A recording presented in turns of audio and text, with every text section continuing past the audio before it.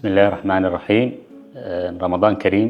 maanta waxaan rabnaa inaan ka hadalno xanuunka diabetiska ama sokorta ama macaanka dadka qaba iyo ramadaanka. qof kasta oo bukaan ah oo xanuunka sokorowga qabo wuxuu u baahan yahay saddex qodob inuu ogaado. marka koowaad, qofka ma soomi kara mise ma soomi karo waa muhiim inuu ogaado. sababtoo ah xaalado waxaa jiro oo qofka ay tahay inuusan soomin, taasna wuxuu ku ogaan karaa dhakhtarka. midda labaad waxaa waaye qofka daawada uu qaato ma u baahan tahay in dib u eegis ama in dib loogu laabto oo dooska ama miligaraamka uu qofku uu qaato in wax laga bedelo mise uma baahna, ayadana waa muhiim.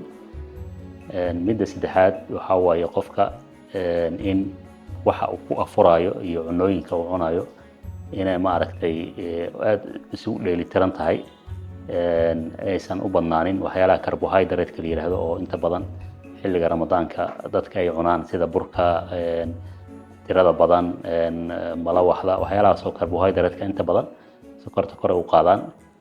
midda kale oo qodobka muhiimka waxaa waaye qofka sokorta qabo waa inuu markasta sokorta cabirkeeda la socdaa. sida la ogyahana cabirka sokorta, cirbada sokorta lagu cabiro soonka ma jebiso. Asalaamu calaykum waraxmatullahi wabarakaatu.